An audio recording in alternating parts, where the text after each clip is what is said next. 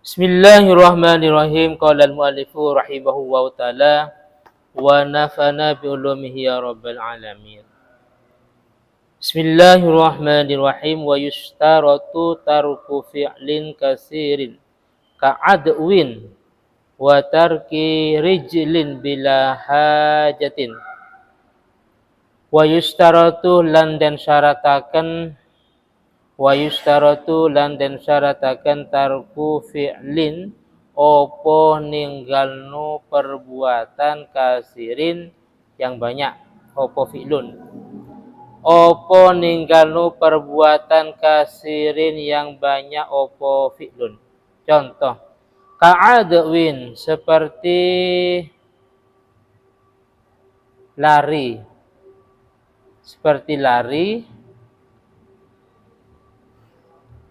adwin.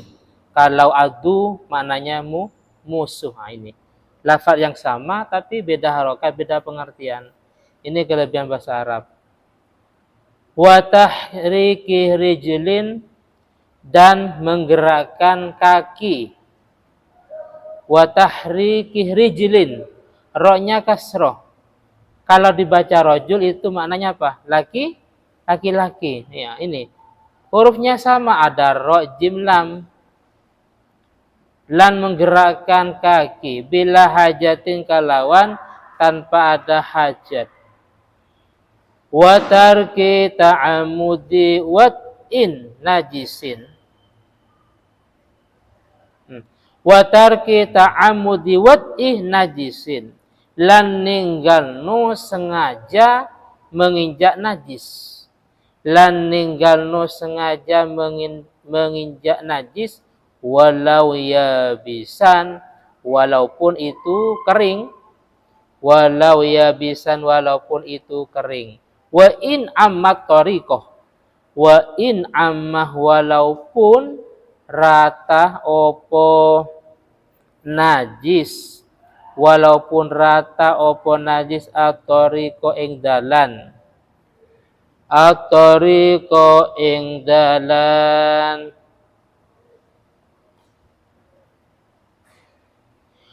Wala yaduruh lan tidak bahaya wat'uh yabisin opo menginjak najis yang kering. Wala yaduruh lan tidak bahaya wat'uh yabisin opo menginjak najis yang kering khotoan karena salah. Khotoan karena salah. Wala yukallafu lan tidak dipaksa. Wala yukallafu lan tidak dipaksa. Masin sapa wong kang lewat. Masin sapa wong kang lewat tidak dipaksa at-tahaffudhu ing menjaga, ing raksa atau menjaga anhu sangking najis. Anhu sangking najis. Wa yajibu lan wajib al-istiqbalu opo menghadap kiblat. Al-istiqbalu opo menghadap kiblat fin nafli ing dalam sholat sunnah. Fin nafli ing dalam sholat sunnah lirokibi safinatin, kedui wong kang mengendarai atau wong kang numpak perahu. Kedui wong kang numpak perahu ghairi malahin, yang bukan nahkoda atau yang selain nahkoda. Yes. Ini kelanjutan dari yang sebelumnya. Bahwasanya sebelumnya bagi orang yang berjalan atau orang yang mengendarai sebuah kendaraan, kalau zaman dulu di atas unta, sekarang ya di kendaraan umpamanya, atau di pesawat, atau yang lainnya, itu boleh sholat dalam keadaan dengan kondisi berjalan ya. Boleh. Kemarin di atas bahwasanya bagi orang yang sholat dalam kondisi berjalan itu wajib menyempurnakan. Jadi silakan jalan, tapi wajib, ini dalam sholat sunnah loh, paham ya? Dalam sholat sunnah. Kalau fardu kan nggak boleh. dalam sholat sunnah maksudnya, ini bagi orang yang sholat dengan berjalan, silakan. Tapi ketika ruku dan sujud maka harus menyempurnakan. Rukunya disempurnakan sebagaimana biasanya, sujudnya juga, dan harus menghadap kiblat. Bagi orang yang sholat sunnah dengan berjalan atau berkendaraan. Wis, lah sekarang, oke seperti itu. Cuma gini, disyaratkan tidak boleh melakukan sebuah perbuatan yang banyak. Contohnya lari. Nah, mosok sholat sunnah sambil jalan kaki terus lari. Nah, ini nggak boleh. Paham ya? Atau menggerakkan kakinya.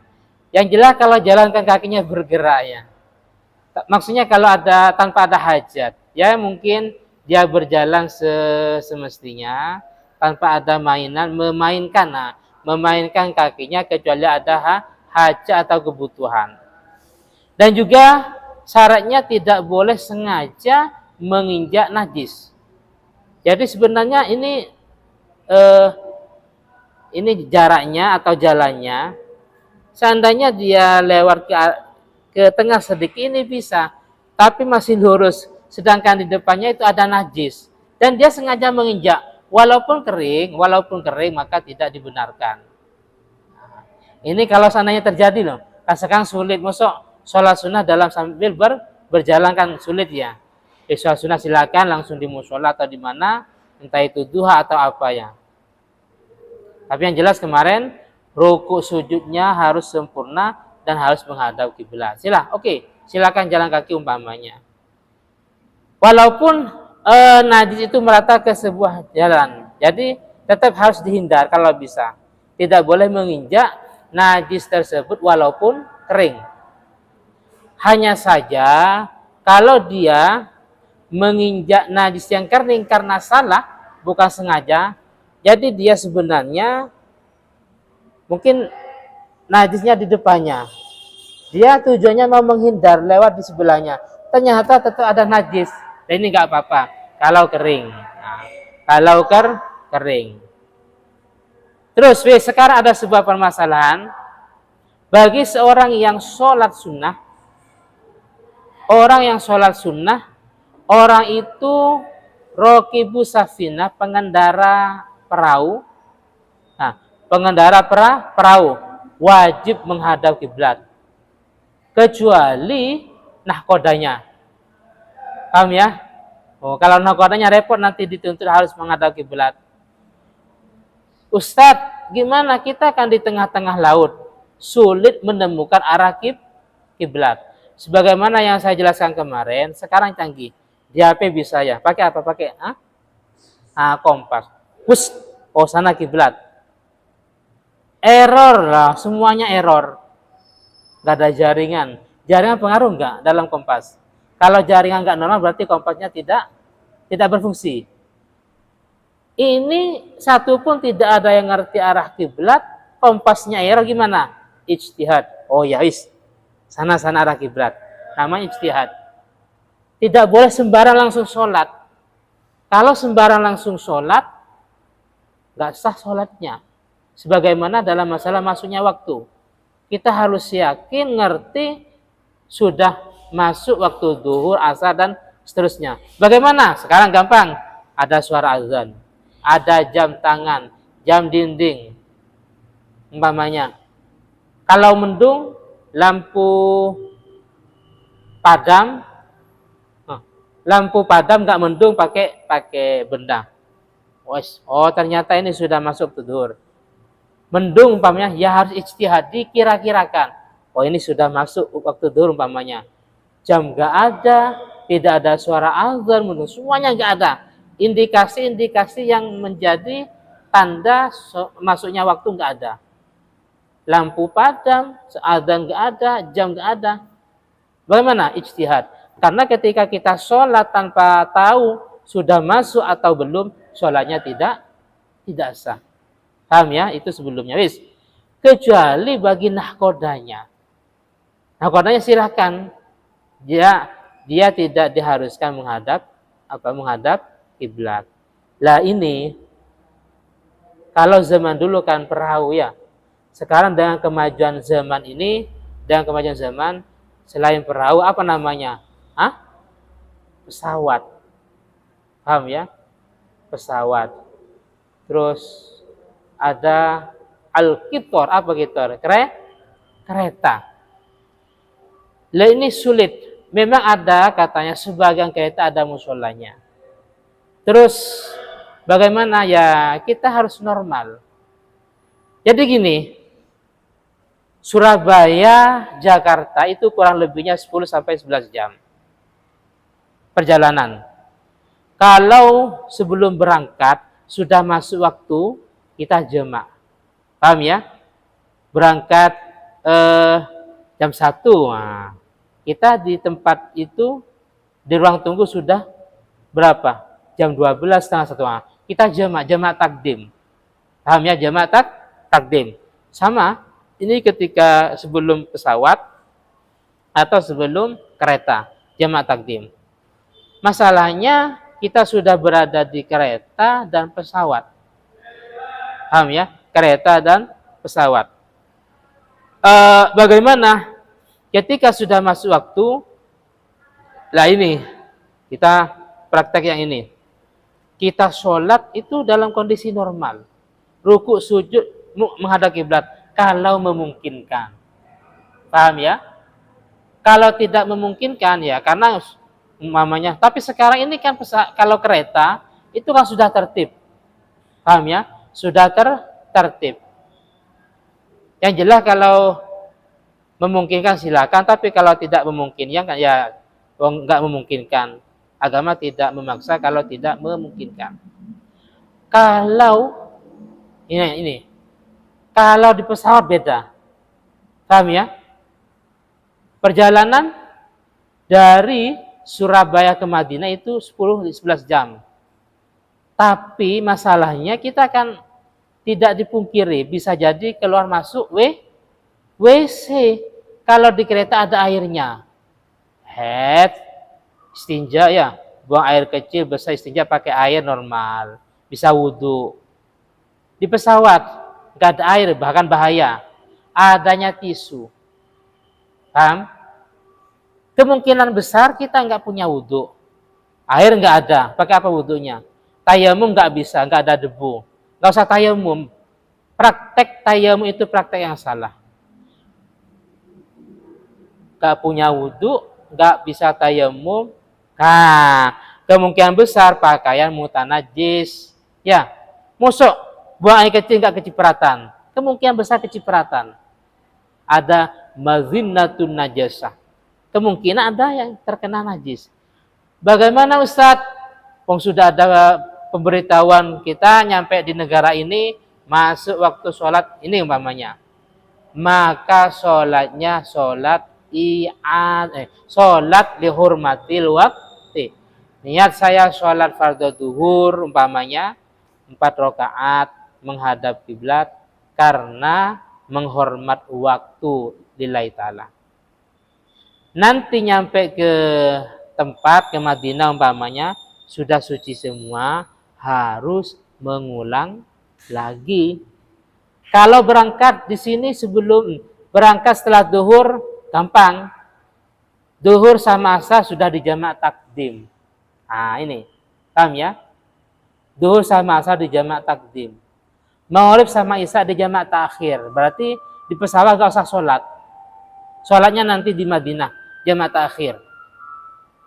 Tapi kalau berangkatnya, contohnya berangkatnya dari Jeddah ke sini atau dari sini berangkatnya jam berapa?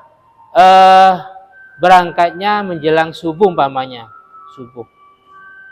Terus subuh di pesawat normal atau sebelum naik pesawat normal, suci dan seterusnya. Baru duhur di asar di atas pesawat. Lah ini. Gimana? Sholat lihurmatil waktu. Nyampe ke sini maghrib normal semuanya isya. Duhur, asar, maghrib, isya. Kita sholat li hurmatil waktu duhur sampai isya. Nyampe ke bandara Juanda atau ke rumah normalnya suci semua, maka harus mengulang lagi. Nggak usah tayamum Fahri. Paham Musa? Plak, kaca, kursi. Mana debunya? Pesawat itu setiap waktu dibersihin oleh pramugarinya. Nggak ada debu. Paham ya? Praktek tayamum biasanya itu saran dari Kemenak atau dari travel itu salah. Debunya nggak ada. Kalau mau tayamum Pak, bawa debu dari rumah. Hah? Ini tambah sulit. Mosok bawa debu dari rumah dengan tujuan nanti di pesawat mau tayamum. Lah wong pramugarinya membersihkan malah dibuat kotor ya. Terus tayamum. Itu biasanya aran Kemenak. Aran travel biasanya. Besok kalau ditakdirkan haji atau umroh, nggak usah tayamum. Ketika ada pemberitahuan dari pihak pesawat, sekarang sudah nyampe di Dubai, sekarang nyampe di India, masuk waktu sholat maghrib umpamanya, masuk waktu asar, silakan sholat tapi dihormatil waktu. Ini dari sisi antara tidak punya wudhu dengan pakaian mutanajis. Namanya apa? Fakidut tahurain. Seseorang yang tidak menemukan air dan debu. Dari sisi lain, at-thairah, pesawat itu beda dengan beda dengan kereta, beda dengan kapal atau perahu. Kenapa? Pesawat itu di atas awan. Namanya tidak istiqror, tidak menetap ke bumi. Paham ya? Sehingga dalam kitab dijelaskan karena tidak istiqror, maka sholatnya hanya sekadar menghormat waktu. Paham ya? Besok kalau haji atau umrah, nggak usah tayamum. Ada info, Akbar, umpamanya. Sholat namanya lihurmatil waktu, menghormat waktu. Nyampe ke rumah sudah bersih suci semua, harus mengulang lagi. Normal duhur 4 ya. Nyampe rumah 2 rakaat. Duhur nggak boleh. Duhur 4, asar 4 ya. Itu praktek yang benar.